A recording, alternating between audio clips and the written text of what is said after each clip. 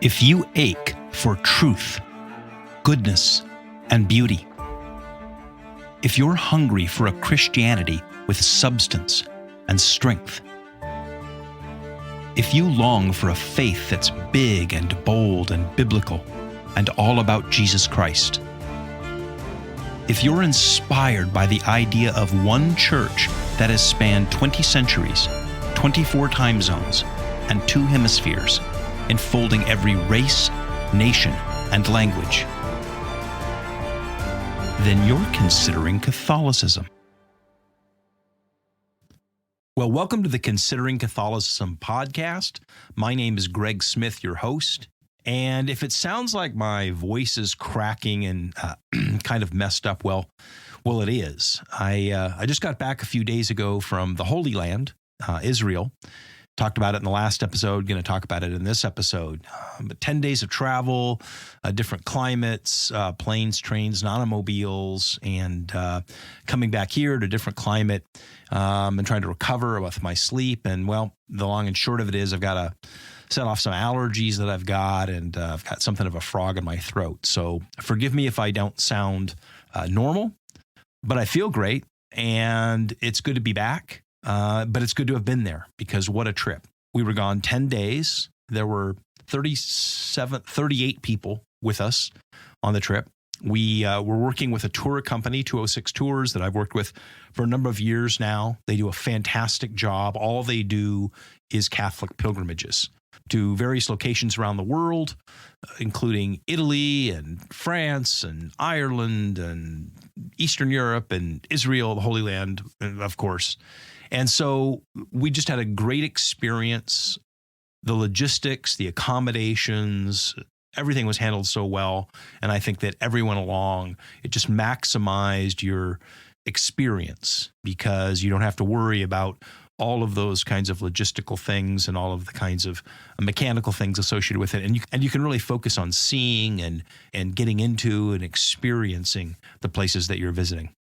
And I've said this before, I'll say it again, we're planning future trips to the Holy Land, to Italy, to Rome, to Florence, Assisi, some amazing places to experience and understand the Catholic Christian story throughout history. And if you would like to come with me on one of those, then send me an email to greg@consideringcatholicism.com, because we're starting to make tentatively some plans for 2024 and 2025 about some pilgrimages that we'd like to take, and I would love to have you join us. So this is the second of 2 episodes that I'm calling my Holy Land Diaries. In the first, which will be released just a couple of days before this one, I shared my impressions and insights from the Sea of Galilee region. Now, in this episode, I'm going to talk about Jerusalem and the area around Jerusalem, what we saw, what we experienced, and what insights I can share with you from having been there and seen that. And we'll be releasing this episode on Holy Thursday, or Maundy Thursday, as some of my Protestant friends know it, which means that if you listen to it when it comes out on Thursday or on Good Friday or Holy Saturday, I'm going to be sharing here in the next half an hour some thoughts about Jesus' arrest and trial and crucifixion and resurrection, based on being in the places where those things actually happened last week. The things didn't happen last week. I was in those places last week. But just as I did in the last episode, I want to sort of set the table by discussing the geography and history of Jerusalem. Because if you don't understand that, then you're never really going to understand what happened there during Holy Week 2,000 years ago. But, okay, let me take a little bit of a sidebar here to say something important about Christianity as a religion that I think is often misunderstood, especially in the 21st century. Christianity is a historical religion. Now, what I mean by that is that Christianity is planted, rooted, grounded, founded, use whatever word you wish, in claims that certain events actually took place in certain places and at certain times. And I think this is in opposition to the sort of postmodern instinct that reduces religion in general, and Christianity in particular, to a set of spiritual principles and interior insights or sentiments. You see, there are those that claim that Christianity is really at its base all about love or tolerance or social justice or finding inner peace or spiritual growth or whatever. But I think it's important to remember that those are the results or the consequences of actual historical events. You see, either there was or there wasn't a man named Jesus or Joshua bar Joseph from the town of Nazareth in Galilee, who was a direct descendant of King David and was born in David's city of Bethlehem, who, on or around 3 p.m. on or around Friday, April 3, AD 33, depending on how the various dates are calculated, was crucified by Roman soldiers on a rocky knoll over a limestone quarry just outside the northwest wall of the city of Jerusalem, and then was buried in a cave in that quarry. And on the following Sunday, just a couple days later, he either did or he didn't rise from the dead and walk out of that tomb. Now, if those actual events actually happened in those places and at those times, it changes everything. And there are consequences for the world and for each of our lives if they did happen. And love and peace and justice and transformation of our hearts and exterior lives and the social structures of the world and all of that follows. But if none of those events actually happened, what does that mean? Well, let me not give you my opinion. Let me give you the words of St. Paul from his first letter to the Corinthians, chapter 15. Paul writes,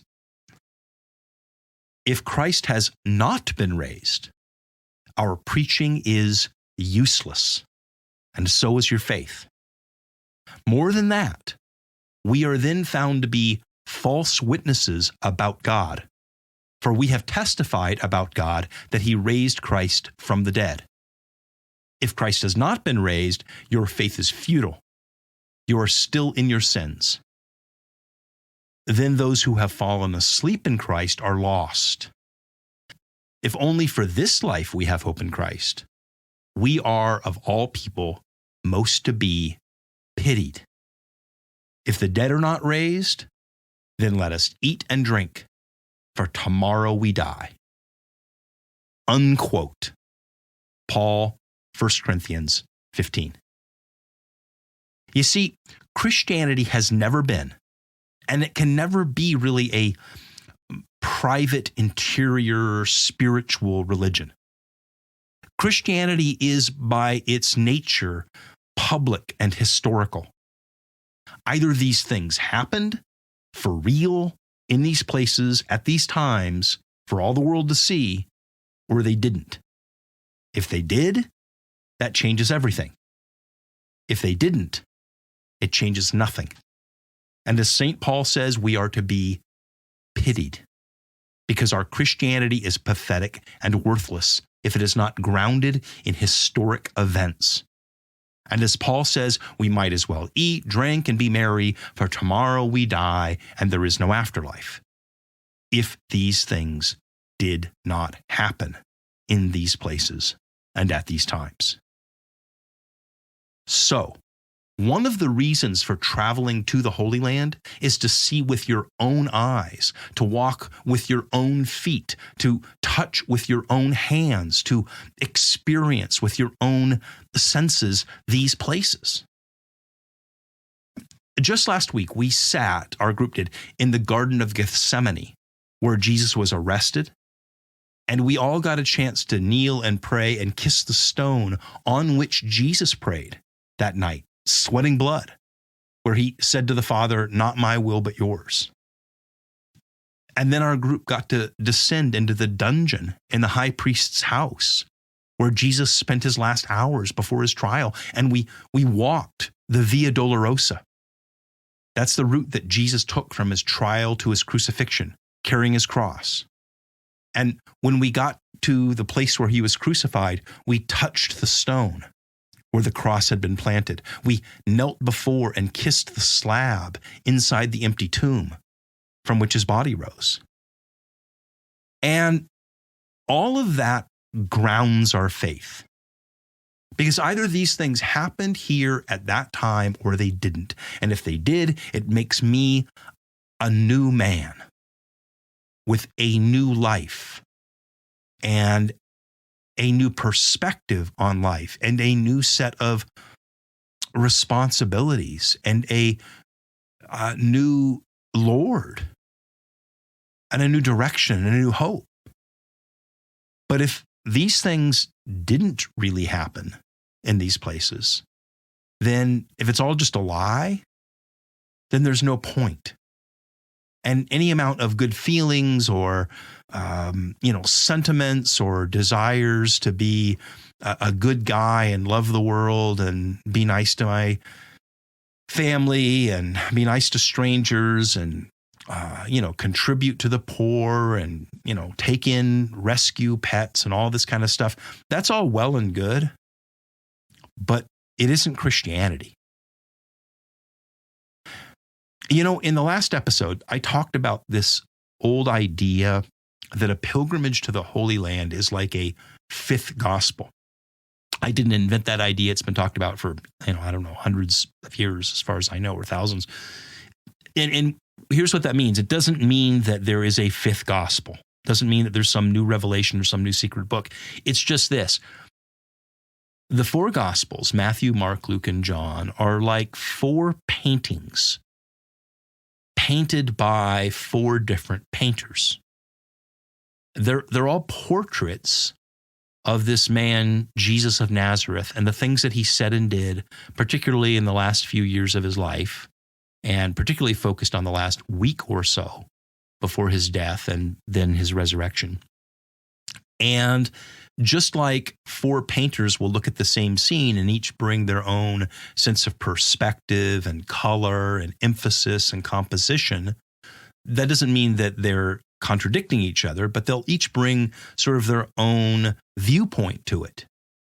And by reading all four of the Gospels, you gain a more complete, a sort of wraparound vision of Jesus.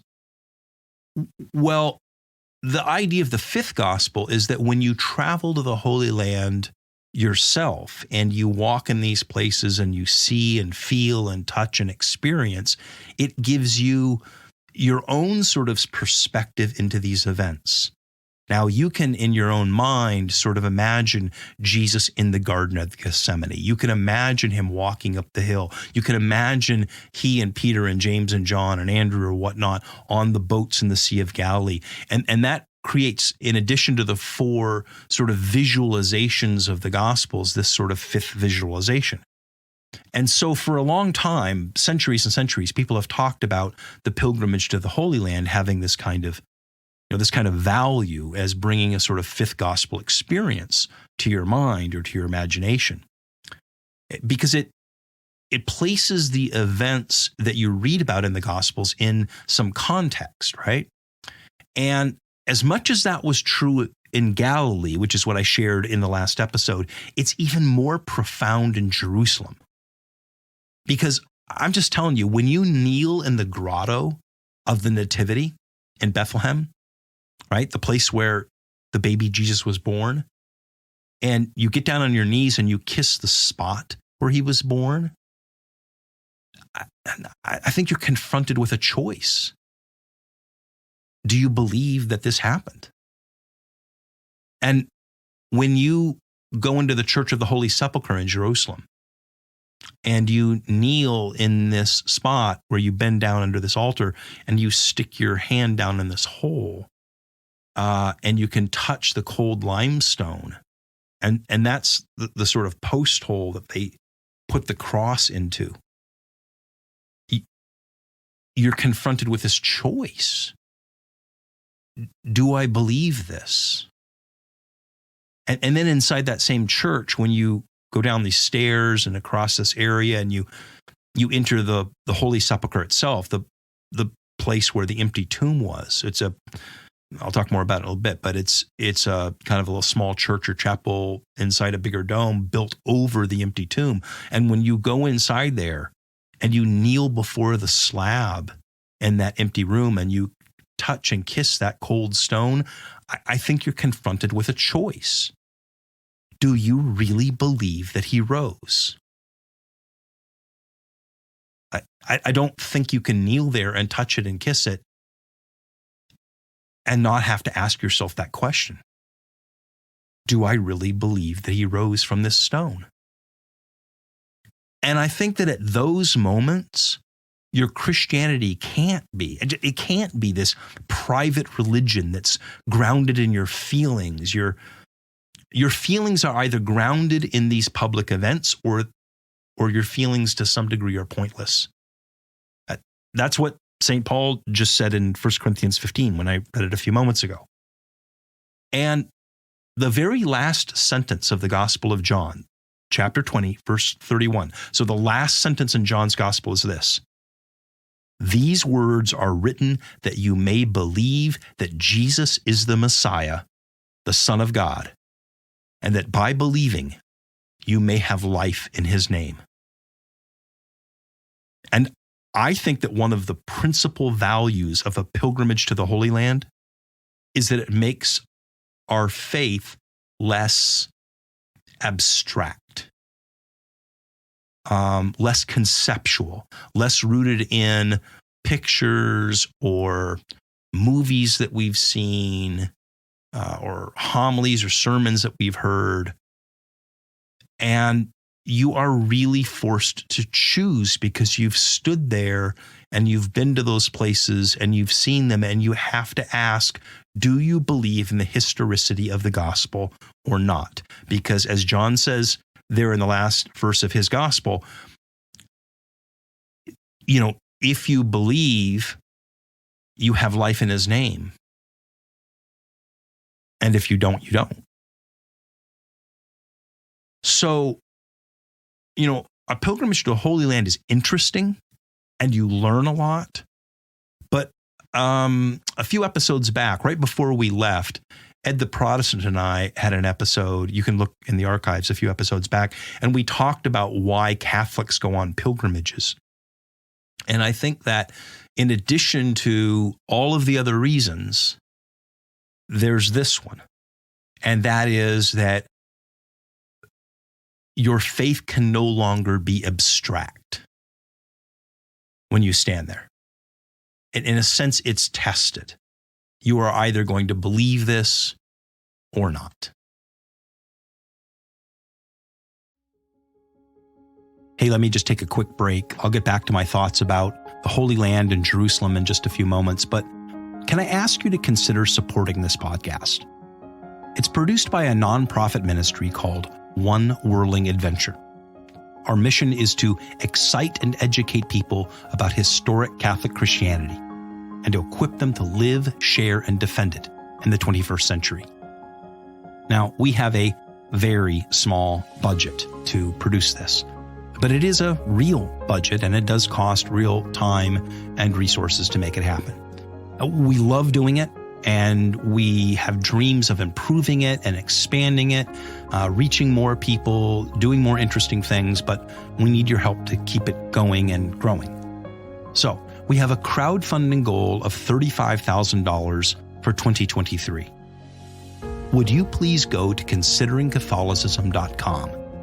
And when you get there, you'll see a hover button and a support tab at the top. We've also put a donate link in the episode description of the podcast on your various podcast apps. Now, all of those links will take you to our crowdfunding page. Would you consider giving a one-time or monthly donation to help us reach our goal for 2023, to cover our costs and to share the vision of historic Catholic Christianity with more people? And thank you for considering helping others to consider Catholicism. Now, one of the things that you always get asked when you visit these places, and you should be asked because it's It's an obvious question. It's a natural question. It's very understandable. I found myself asking it the first time I visited any of these places is, are we sure that these things actually happened in these places that we're visiting? Right? So when we go to Bethlehem and we go to the Church of the Nativity and we say, hey, here's this spot in the Grotto of the Nativity where Jesus was born, and we kneel down and, venerate or kiss that spot, how do we know that this is where that happened? And I think it's, like I said, a very natural question.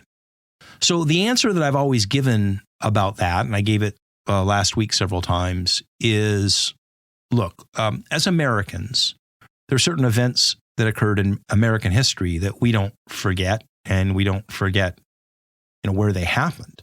So if we talk about, say, let's go back, take John F. Kennedy being shot, right? President John F. Kennedy being shot, was it 1963? So that would have been what, 60 years ago, right? So 60 years ago, John F. Kennedy is shot in Dallas, shot at a particular corner in Dallas. I've been there when I've taken trips to Dallas. First time I took a trip to Dallas, or one of the first times I took a trip to Dallas, I said, I got to go see this. And my hotel wasn't too far away. And I walked over and saw it and kind of looked at the site. And, there's a, museum there and, memorial or whatever. And then the same thing too, where, since we're talking about presidents getting shot, what about where Lincoln was shot, right? Some of us remember Abraham Lincoln was shot in Ford's Theater in 1965, right? Into the Civil War. 160 years ago, approximately? Never do math in public or on a podcast off the top of your head, but right. So we remember these things, or let's talk about Civil War. Some of you may have been to the Civil War battlefields, maybe on a vacation or whatnot. You've gone to Gettysburg, and you get out and you walk up, Little Round Top, where the 1st Maine Regiment or whatever it was held off the Confederate charge, or you walked over to that area there where the famous Pickett's charge occurred, or you've gone to Antietam and you tour that, and they say this is a sunken lane where Mayor's Brigade was decimated, the Irish Brigade. These things are remembered. They were big deals. Well, what we have to remember is that Jesus was a very big deal during his day. I mean, tens of thousands of people followed Jesus. The whole country was aware of what he was doing. When he was up in Galilee, I talked last episode about how we went to the hill of the multiplication. That's where he multiplied the loaves and the fishes for 5,000 men, right? And that didn't include didn't include women and children, the way that the verse is written. So, who knows? There's 5, 7, 8, 10,000 or more people. And that's in a remote area, relatively, on a hillside outside town. When Jesus was going through the major cities, tens of thousands of people, 20, 30, 40, 50,000 people were turning out. When he came in on Palm Sunday, the whole city turned out. His crucifixion, partly the reason that he was crucified is the Romans were afraid that the entire city of Jerusalem, which was swollen with people coming for Passover that year, was going to erupt in this giant violent riot. Hundreds of thousands of people in the city at the time. Everybody knew about Jesus of Nazareth. In biblical and extra-biblical sources, it says all of these things were incredibly public. The whole country was aware. So it was very natural, right, for people to say, well, where did that happen? Where was he crucified? Where was he buried? When he came in on Palm Sunday, where was that? Where was his trial? We know where these things happened. The trial occurred in the Roman garrison of the northwest corner of the Temple Mount. People would have said Peter was a huge deal, right, in his day after the resurrection. And when the church began to grow, would have been only natural, as I explained in the last episode, in Capernaum, this busy, the city by this busy road. People go, well, so where is Peter's house? Where did he come from? Or for people to go up to Nazareth, his followers, pilgrims, curious people. Where did Jesus grow up? Where was his house? So even within Jesus' lifetime, people would have asked these questions. And certainly within the years immediately after his death and resurrection, his rapidly growing followers, tens and tens of thousands of people converting, would have said, well, where was he born? Where was the house? Where was he crucified? Where was the tomb? Where was this? Where was that? Where did they hold the Last Supper? Why wouldn't people want to go find those things? And they went and found them. And when I was talking about the Civil War a minute ago, right, that's what did we say, 160 years ago? I have been, and I'm sure some of you who are Americans, certainly we have listeners all around the world who listen to this podcast. So, translate this from America. I'm talking about American examples, but translate them to examples from your own country or whatever, right? Go back to places where things happened 200, 300 years earlier. You can go to Europe and you can walk everywhere and say, this happened here and this happened here. And this was 300 years ago, 400 years ago, 500 years ago. There's no dispute where they happened. Everybody knows where this or that important event happened. It was remembered. It was a big deal. So what happened in the case of Jesus is it's not so much that there's a dispute about where they happened. There can be issues about the archaeological layers, because in 70 AD, the Romans leveled the city and then it gets rebuilt and then it gets leveled again and it gets rebuilt and it gets leveled again. And over the eons, there are sort of not geological layers, but archaeological layers, right? So when buildings get knocked down, stones get moved, new buildings get built on top of them, walls get moved, this and that. And so, right, I'm not an archaeologist and this isn't a podcast about archaeology, but, archaeologists have to dig down to the appropriate layer and they can find, using all of their methodologies, the correct layer corresponding to the year of the city. But I guess what I'm trying to say is, think about it this way, the GPS coordinates of these things are not in doubt. So people would have said, this is where that happened. This is where his trial was. This is where the crucifixion was. This is where that was. And it may be, granted, it may be when we walk the Via Dolorosa from the site of his trial to the site of his crucifixion, that as we zigzag through those alleys, that the streets don't follow the same layout of the streets in his day because new buildings and houses have been built. So you can't say, hey, the corner was right here and then you turn left at this corner. But there's no doubt that we know where the Antonia Fortress was, which was the Roman garrison where Pilate held his trial. I mean, we can, fix that within a 10-yard radius. It was right here. And he walked from here up to here where the stone quarry was. And again, things were built over the stone quarry or things knocked down, walls moved, but there's no doubt where the stone quarry was. Calvary, Golgotha, where the crucifixion happened, that. So when we walk the Via Dolorosa, we're going from sort of GPS coordinate to GPS coordinate. What happened historically was that all these sites were remembered and preserved by his followers, the Christians, and probably other curious people, for a couple hundred years, in the same way that we remember sites in our cities, whether you're a European or American, that are 200-300 years old. We have in America, and go back to, sites from the Revolutionary War that were basically, just before that, close to 300 years. Because within 300 years, the Roman Empire converts to Christianity. So the Emperor Constantine converts, and his mother, Saint Helena, came back to the Holy Land with all the resources of the mother of the Roman emperor. And she comes back, she's a Christian. And so she goes and says, okay, so where was this and where was this? Where was the trial? Where was the crucifixion? Where was he born? So on and so forth. Where was Mary's house in Nazareth? Where were these things? And then what she does with all of her resources is she brings back some relics. But what she does then is she builds churches over the sites. So you say, okay, well, if this is the site of the crucifixion, then let's build a church over that site to preserve the location. If this was the site of the Nativity, let's build a church over that location. And so when we go to those churches, you're seeing this big thing built on that GPS coordinate. And when you kneel down in there and touch this stone, can you say that it was this exact rock? It's like when we see the relics in Rome.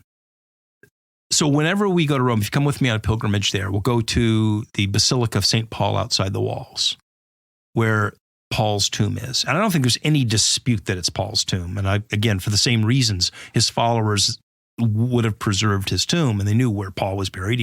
The Christians preserved that. But there are at his tomb, there's this chain, this length of, 2-3 feet of chain, and it's supposedly a relic. This was the chain that bound Paul at his crucifixion. And then there's another little church just a couple hundred yards from the Colosseum, Church of San Pietro in Vincoli, which is, they have a length of chain that supposedly bound Peter, Church of St. Peter in Chains, Italian. And so when we go to that and we take pilgrimages there, we say, well, are we sure that this is this is 10 or 20 links of chain? Do we know for sure that this is that chain? And you say, well, look, it's natural that the followers of Peter and Paul would have preserved any artifacts after his death. If they could get the chain from the centurions or from the body or whatever, they would have kept that and preserved it. But can we scientifically verify that it was these links of chains? Now, how would you even prove that? But if it wasn't these links of chain, then it was something very similar to them. And so there's a sort of act of faith on that. But there's no dispute that the tomb of Paul is here, that the tomb of Peter is here.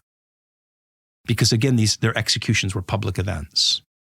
And then the Christians began to venerate those locations, and those locations were preserved and remembered, and then things were built on top of them. So when you go to the Holy Land, it's only natural, it's a very natural question to say, are we sure the things that we're visiting are, the actual places? And I think that's kind of my answer. But what I will say is this, back to that notion of the GPS coordinates, that you really get a sense of the place, and that contributes to the fifth gospel. So for example, you go over to the Mount of Olives, which is this kind of hill opposite Jerusalem. There's a valley, the Kidron Valley. And again, I think, words like the Sea of Galilee or the Kidron Valley or the Mount of Olives are all relative to your experience of seas or mounts or valleys. I grew up in the Southwest U.S., and so, I'm familiar with the Sierra Mountains and the Pacific Ocean and Death Valley. And so or Yosemite Valley. So when I think of valleys and mountains and seas, I imagine something much bigger than what they were. But if you live in other parts of the world, then, those are relative terms, right? But when you're up on the Mount of Olives, there's no question this is the Mount of Olives. And one of the things we did is we walked the path last week from where on Palm Sunday Jesus would have come down. Because again, that's not really a dispute. You're up here on the hill. You're going to go into the gate of Jerusalem. You know where the gates of Jerusalem were. You can see the Temple Mount right there because the Muslim Dome of the Rock is built on it. And so you would have followed down this hill, and there's natural sort of contours to it. You come down this way and up the little hill there. And along the way, you go by the Garden of Gethsemane. Now, this is interesting because the olive trees that are in the Garden of Gethsemane are the ones that are currently there are like 600 or 700 years old. And olive trees live a long time. Although growing up in California, right, in Northern California, we have these redwoods that are 2,000, 2,500 years old that, date from the time of Christ or before that. So trees apparently can, live a really long time. But these olive trees in Gethsemane are there. They're 600, 700 years old.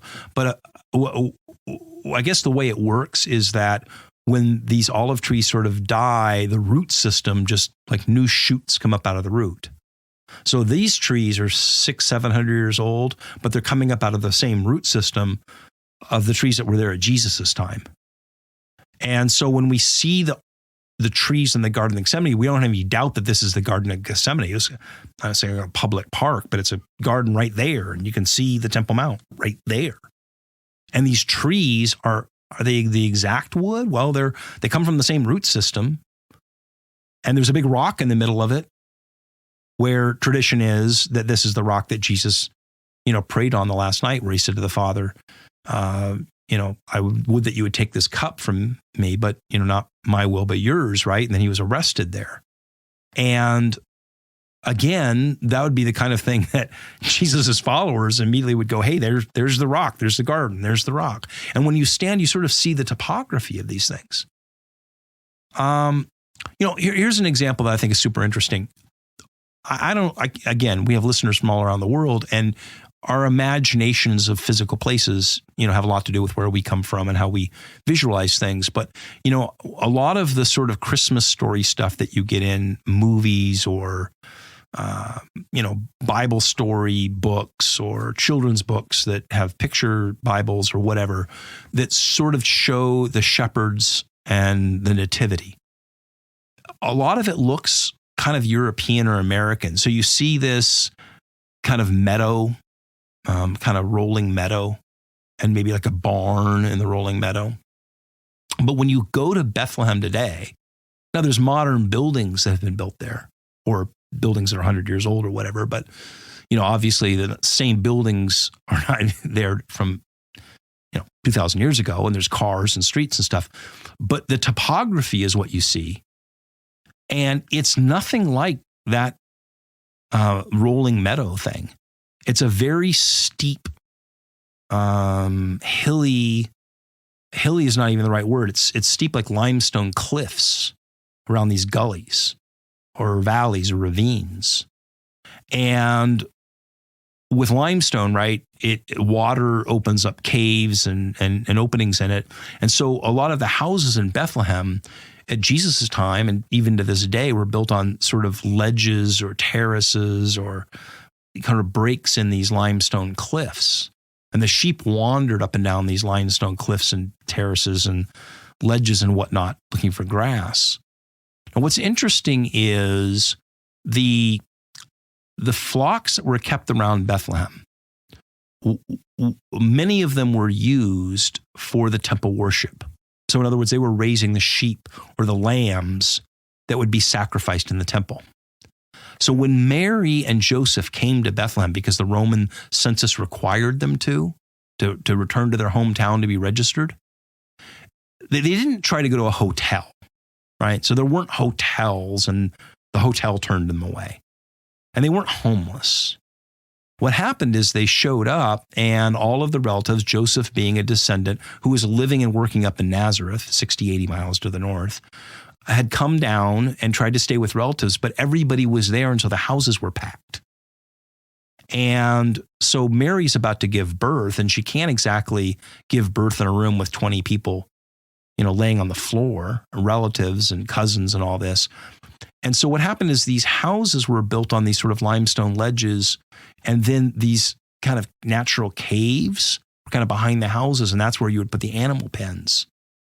So she goes back into the animal pen to give birth. And in those caves, when we went, we saw them, and you come with us and you'll see them there. In those caves, the watering troughs for the sheep are stone, okay? Because they're kind of carved out of the rock. And so they fill them with water, like a little cistern. So Mary goes in there and she gives birth to Jesus, and she, remember, wraps him in swaddling clothes. And it was always interesting, like, why did they specify that in the Gospels? Like, if swaddling clothes are baby clothes, the angel says to the shepherd, hey, go to Bethlehem and you find a newborn baby in baby clothes. Well, what else is he going to be wearing, right? Not going to be wearing a tuxedo. He's going to be wearing baby clothes. But there's something very interesting, and these are the kind of fifth gospel insights when you get there, when you see these places. Because when you go into this cave, you start to realize that he was born in the animal pen with the lambs that would be sacrificed in the temple 5-6 miles away. So already the text is telling us that he is a lamb born in Bethlehem, and he's born in the lamb pen with the lambs for the temple sacrifice. So already God is showing us, by arranging the events that way, what the future is, foreshadowing the gospel. And then the bit about wrapping him in swaddling clothes and lying him in the watering pen. So by wrapping him in these clothes and lying him in this stone inside this cave, that's a foreshadowing of his death and being wrapped and placed into the tomb. So already at his birth, he's the lamb that will be sacrificed. And upon his sacrifice, he will be wrapped with cloths and laid into a cave on a stone. So the Bible is full of all of these rich, rich foreshadowings. And when you go to these places and you see them with your own eyes and you walk and you say, okay, this helps you again in that fifth gospel way to visualize and understand these things in whole new ways. I think you have another thing that I would say, and this episode's getting a little long, so my Holy Land Diary is becoming a bit long here, but one of the things I think that strikes one about Jerusalem, and as you can think about this during Holy Week, is how, I'm trying to find exactly the right word, but the word I think I'm going to use is intimate. It all is, because the distances, this is really small compared to I think what we're used to in the modern world. You go to Jerusalem and you go, Bethlehem is just, 5-6 miles that way from the temple. Now it's kind of continuous city. It's almost like a suburb.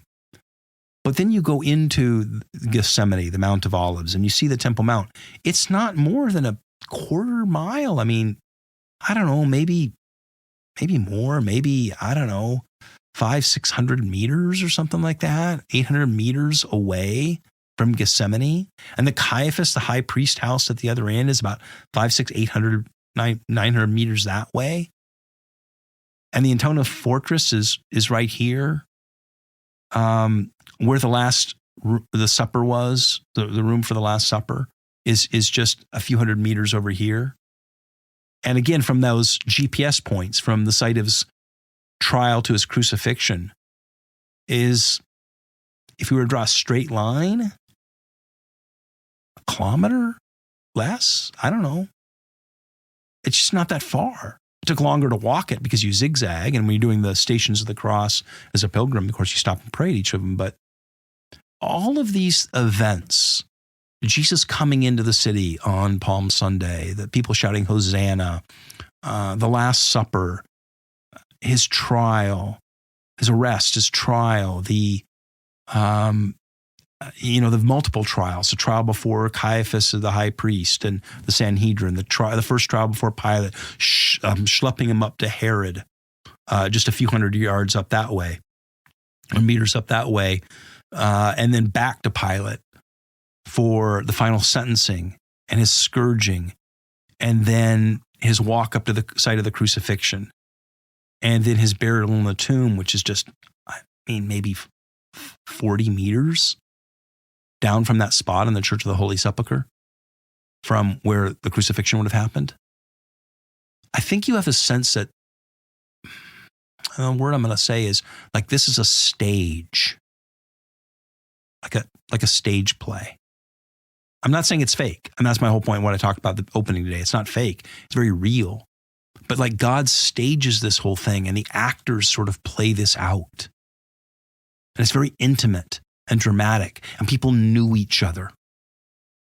They're familiar with each other. Jesus had taught in the temple. Everybody was related. Everybody knew each other. And one has this sense that there is this script, this play that God has prepared that's unrolling. And how dramatic it must have been at the time to be caught up into it. And for a very few number of people, very, very, very few, to realize what was happening. I don't know who realized it. Peter didn't realize, and the apostles didn't realize what was happening as it happened. I think the only people who really grasped what was going on in real time during Holy Week in Jerusalem were Jesus and his mother Mary. Because all of these things had been shared with her, and she treasured them in her heart. If I had more time, I'd point out, you come with us, we'll point out that there's a place near the temple where Mary probably lived at various points in her life when she was a child. There's reasons why they think that. So these were their very familiar little streets within a little kind of kilometer or so radius. And Mary had foreboding and foreknowledge, of some of these things, had treasured them in her heart, knew that she was giving birth to the Messiah, that he was making all things new. And I think that one has this profound sense walking those streets and seeing the topography and seeing how connected all these were, that none of this was random. None of it was chance. None of it, God was in control. And he was playing out a script that he had written. And I think that should, in some sense, not only ground us in believing these events, as I said at the beginning of this episode, but also in another way, comfort us today. That as crazy as the world seems today, God is in control. The author is in control. There's nothing outside his wisdom. There's nothing outside his sovereignty. There's nothing outside his power and his grace. We don't know always what's going on and how our lives are going to unfold. We're never told that. But we do know that he is Lord. And that all things happen for the good of those who love him and are called according to his purpose. And I hope that someday you have the opportunity to visit the Holy Land yourself and make this pilgrimage.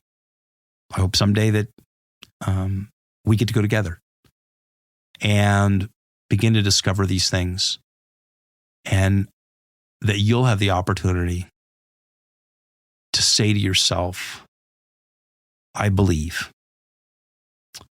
I believe that it happened then.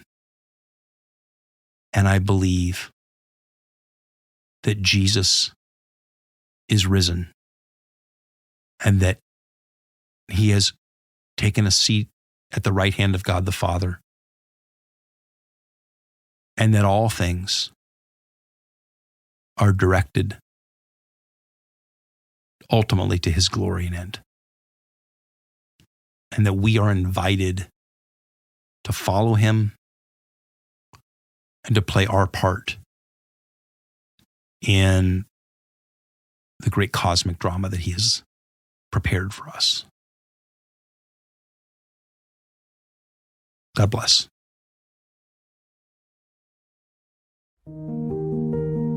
Thank you for listening. My name is Greg Smith. And if you've enjoyed this podcast, would you please hit the like and subscribe buttons wherever you get your podcasts? And please share it with others. And if you're curious about the Catholic worldview and faith, the Church and its saints, or Catholic history, culture, and art, then visit consideringcatholicism.com. And email me to let me know what you think. Greg@consideringcatholicism.com.